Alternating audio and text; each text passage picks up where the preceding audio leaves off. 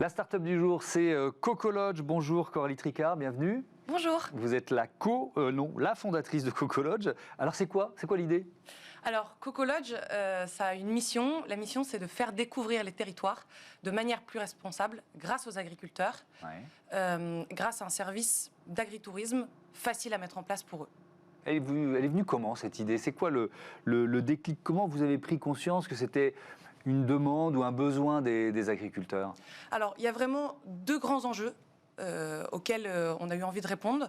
Le premier, ça concerne le monde agricole aujourd'hui qu'on a envie de transformer, qui a besoin de se transformer. Les agriculteurs aujourd'hui manquent de revenus. Il y a 18% des ménages qui vivent sous le seuil de pauvreté. Et il y a un manque de lien social aujourd'hui de plus en plus fort. Et le deuxième grand enjeu, c'est le secteur du tourisme, l'impact du tourisme. Alors un impact environnemental, mais aussi un impact économique et social. Aujourd'hui, on peut aller sur un territoire sans échanger avec les gens, sans même faire vivre les activités économiques. Et donc là, il y a ce double objectif. Donc c'est quoi? C'est une diversification touristique un peu clé en main que vous proposez? Comment ça marche? Exactement. C'est de permettre aux agriculteurs de se diversifier de manière très simple.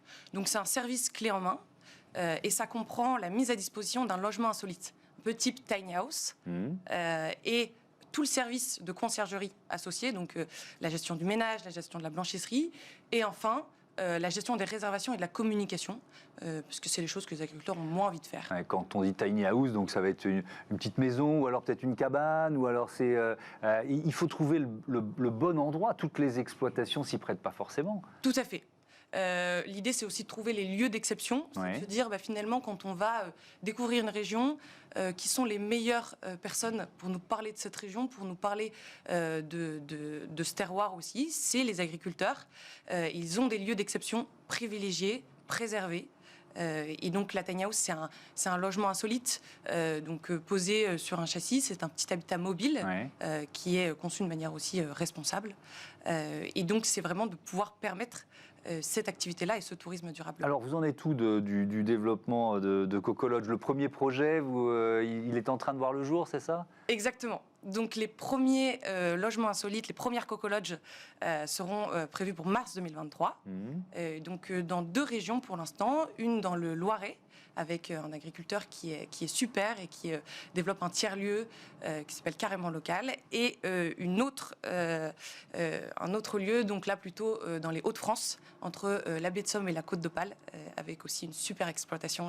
Mais alors, ça suppose, si je vous entends bien, quand même de la part de l'agriculteur, un investissement, un échange avec les... c'est pas leur métier de faire de l'accueil touristique, donc comment ils vont se positionner par rapport à ça? Non. Alors moi, en discutant avec les agriculteurs, je me suis rendu compte aussi que pourquoi est-ce qu'ils ne diversifiaient pas cette activité-là? Ils avaient un manque de temps.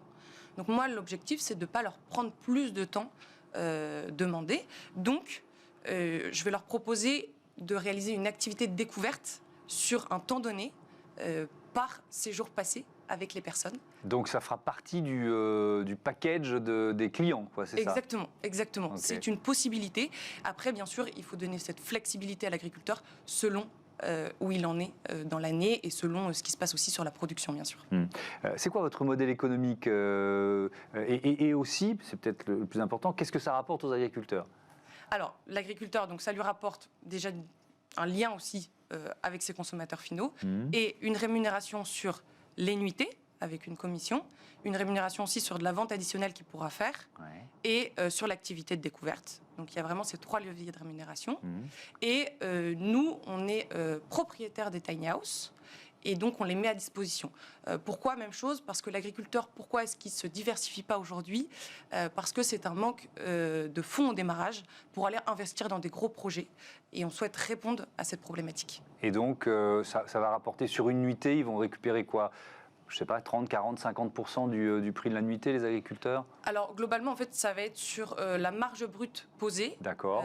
Et comme ça, on déduit l'ensemble des coûts. Et ensuite, sur la marge brute, on lui donnera un pourcentage. Donc c'est un vrai complément de revenus. Merci Exactement. beaucoup Coralie Tricard. Bon vent à Coco Lodge. Voilà, c'est la fin de ce numéro de Smart Impact, fin de cette semaine en partenariat avec le salon ProDurable les 13 et 14 septembre prochains, à moins que ce soit 14 et 15. Je ne sais plus. En tout cas, je voudrais remercier Joséphine Dacoury à la production et à la programmation, avec Louise Perrin à ses côtés, Loïse Merlin au son, Ulysse Touré à la réalisation. Salut.